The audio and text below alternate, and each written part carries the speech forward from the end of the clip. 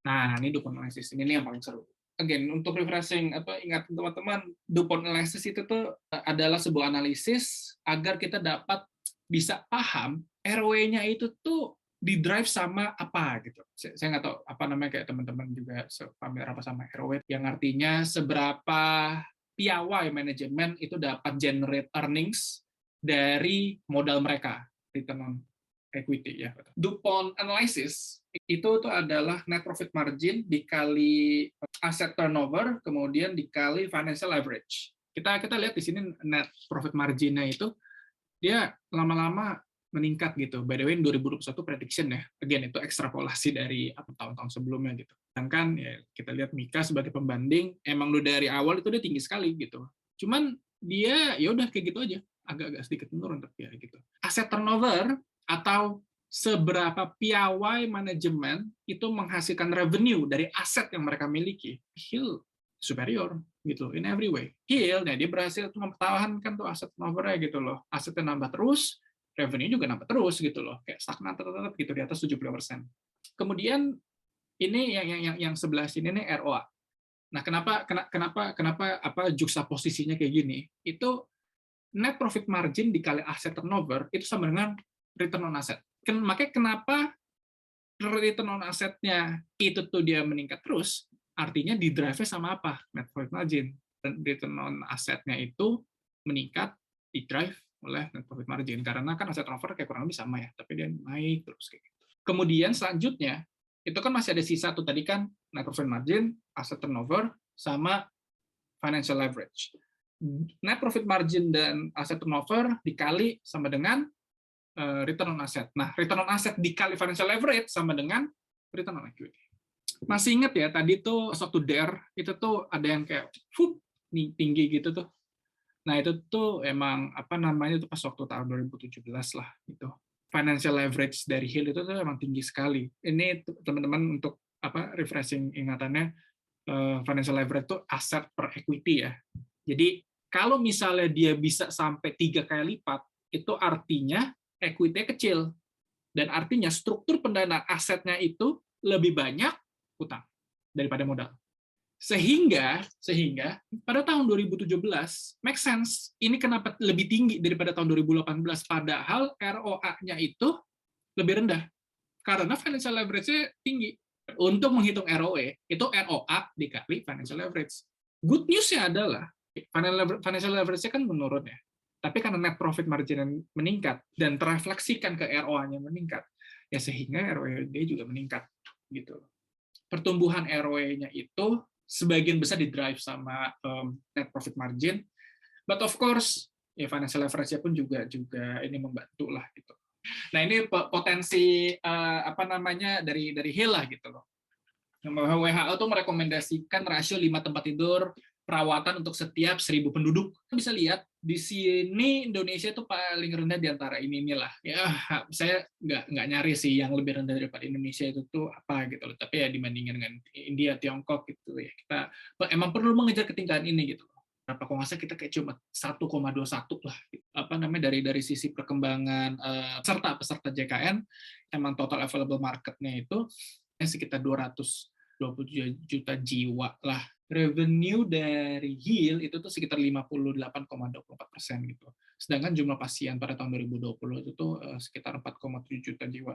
Nah, kalau misalnya digabungin sama yang kelas menengah lah, itu tuh ada 52 juta lah kayak gitu loh. 52 juta jiwa ini maksudnya ini bisa jadi percentage dari ini nih yang non JKN gitu. Oke, intinya emang ceruknya tuh masih banyak lah gitu loh. Hill bisa menjamur di mana-mana dan as long as mereka cerdik ya, hospitalnya di mana gitu. Nah, risiko ini semua itu udah ada di itu ya annual report-nya gitu loh. Risiko utamanya itu adalah persoalan memiliki ketergantungan tinggi terhadap dokter, perawat, dan tenaga kesehatan lainnya. Maka cara mereka itu tuh adalah menjadikan dokter-dokter spesialis tersebut itu menjadi owner di rumah sakit tempat mereka berpraktek, lalu habis itu dikasih pelatihan.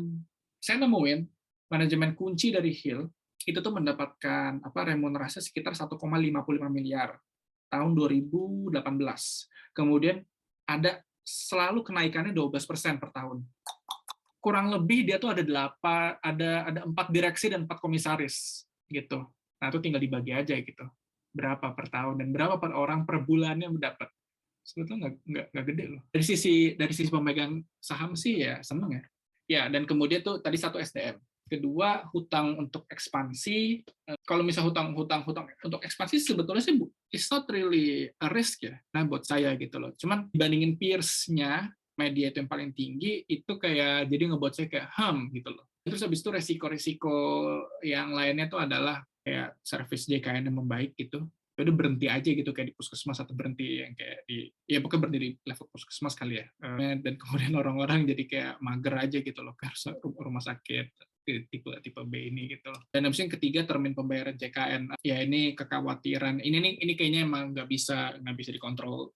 Cuman saya sempat sih ngelihat kayak kalau misal JKN itu tuh meningkat, cash flow-nya itu tuh bagaimana gitu. Dan saya punya dalam pikiran kalau misalnya JKN meningkat, iya sih revenue-nya mungkin bakal meningkat. Tapi bagaimana dengan cash flow from operating activities-nya gitu? Apakah tersendat? Ternyata enggak. Valuasi Hill, nilai intrinsik ya kayak gini ya. Itu masing-masing itu min P dan PBV-nya gitu ditarik dari 3 tahun. Komisi dari sisi PBV ya sama. Kalau misalnya dari sisi PER itu undervalue. Kemudian untuk nilai intrinsik kayak gini ya, jujur buat saya ya, karena emang IPO-nya itu tuh masih relatif baru ya, jadi saya juga ngitung nilai intrinsiknya itu tuh agak kurang pede lah. Margin of safety 32% saat ini. Gitu. Harusnya sih ini layak dibeli, harusnya. Ya, itulah. Kembali lagi ke keputusan teman-teman masing-masing. Komentar-komentar saya. Pertama lebih rentan terpuruk ya ketika bisnis sedang memburuk daripada peers-nya gitu loh. Karena dia leverage-nya tuh lebih tinggi daripada peers-nya. Tapi potensi growth-nya jadi lebih besar ketika bisnis sedang bagus. Gitu. Nah, makanya we'll see. Annual report tahun 2021-nya itu gimana. Nah, kalau ini lebih ke subjektif saya sih. Agak sulit buat saya mikirin direksi dari rumah sakit ini itu kaya raya. Daripada saya mikirin mungkin siapa? Keluarga Salim deh kaya raya gitu loh. Saya kayak masih bisa, oh ya. Tapi kalau direksi rumah sakit ini nih kaya gitu kayak karena ini rumah sakit gitu loh. Kayak saya agak sulit gitu loh. Of course, I'm not an expert di bidang kesehatan gitu. Dan apakah ini penting atau enggak gitu, saya juga nggak tahu gitu loh. Tapi ini kayak salah satu komentar awam saya juga gitu loh. Kalau RSIA tapi ya pucuk pembinanya nggak ada perempuan gitu, kayak I wonder why. Menurut saya Hill itu tuh a good company, but not a wonderful one.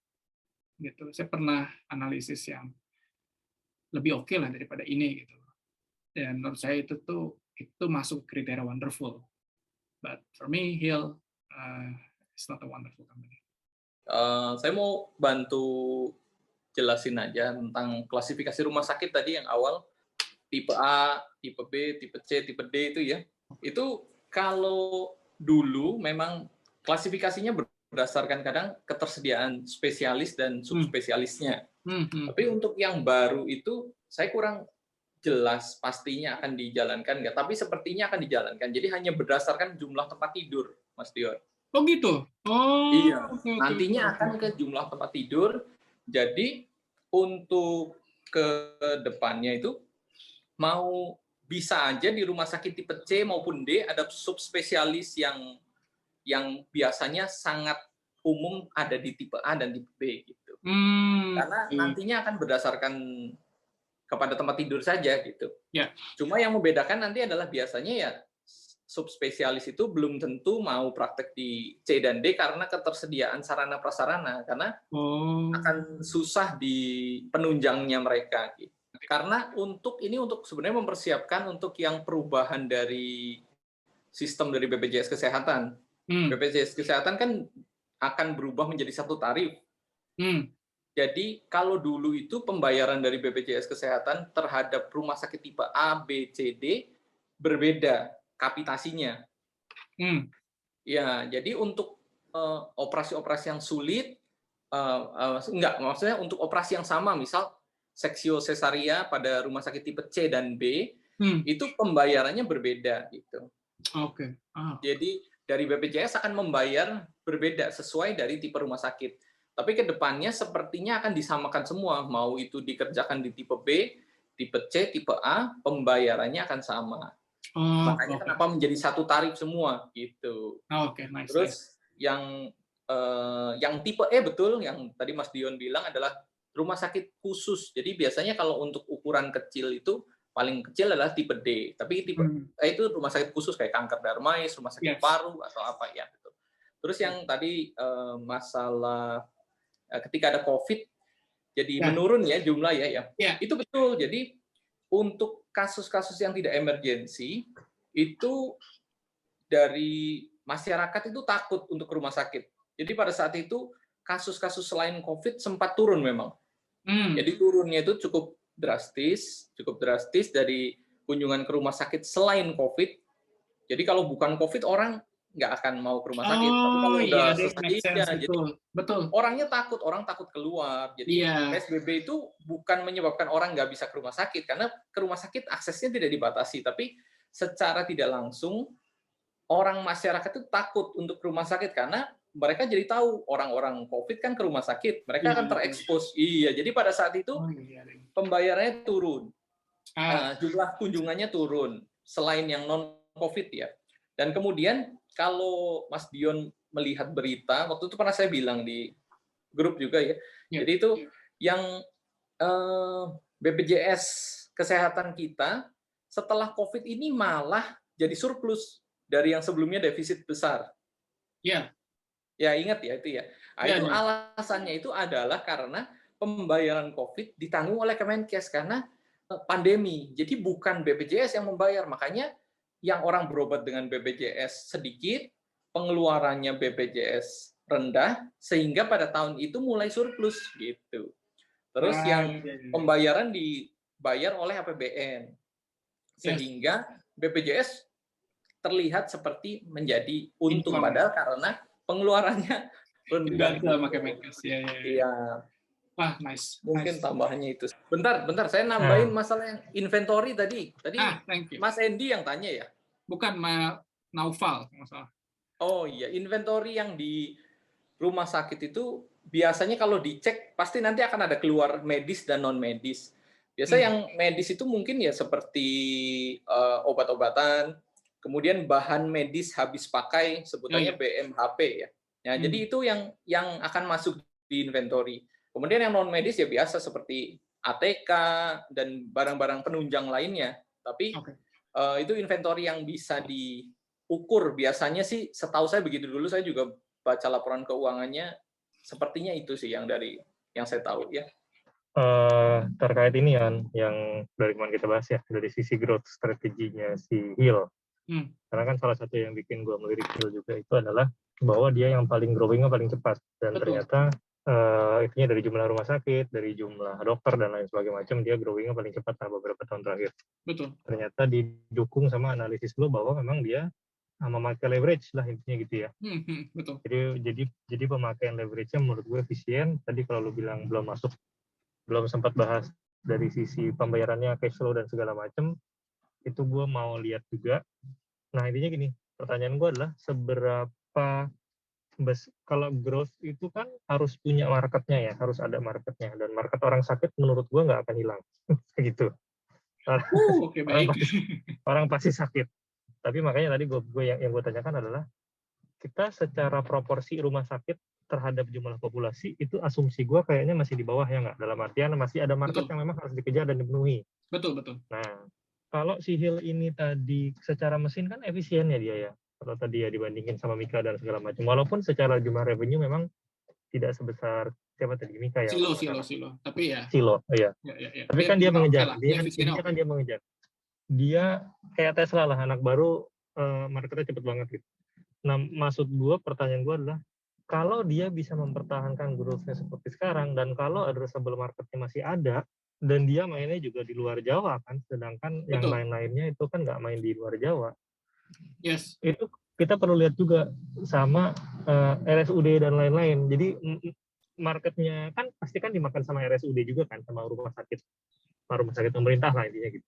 Nah, maksud gue kalau dia bisa mempertahankan laju growth-nya seperti 3 tahun terakhir ini bisa jadi sih ya angkanya akan jadi lebih bagus semua itu. Betul. Yang satu dia juga pasti udah nggak butuh leverage lagi. Kalau dari tadi kan kayaknya negatifnya dari sisi itu kan. Kalau efisien sama ininya kan dia cepat. Betul. Lo berarti kan lo tadi berarti maksudnya masih pakai data 2020 ya ya? Ya berarti data 2021 karena menurut gue gini. Kalau tadi di salah satu slide lo bilang paling risikonya lebih tinggi terpuruk pada saat ekonomi lagi lemah, itu menurut gue udah proven di 2020 ya. Itu mau lebih lemah seperti apa lagi ekonomi gitu menurut gue. Ya, betul. Iya nggak? Jadi dari situ tinggal poin keduanya, growth-nya dia bisa nggak ini kan gitu.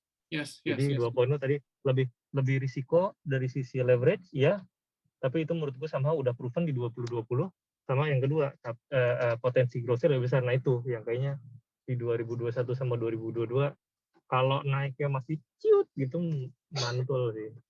Ya, sorry mau nanggapin itu.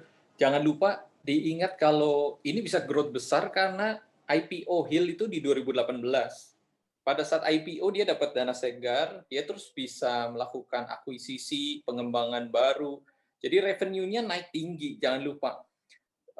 Yang kedua adalah 2020 itu memang ekonomi melambat, tapi untuk rumah sakit sebenarnya bisa dibilang kena tailwind juga. Jadi karena pembayaran dari APBN itu cukup lancar, jadi langsung angka yang dirawat karena COVID besar itu meningkatkan revenue yang besar pada beberapa rumah sakit begitu. Jadi makanya walaupun kalau Mas Andy bilangnya bisa lebih parah lagi dari 2020, bisa aja kalau kondisinya adalah bukan tentang kesehatan. Exactly, yes. Setuju. Yang dimaksud ekonomi memburuk untuk rumah sakit itu berbeda dengan ekonomi memburuk dengan perbankan.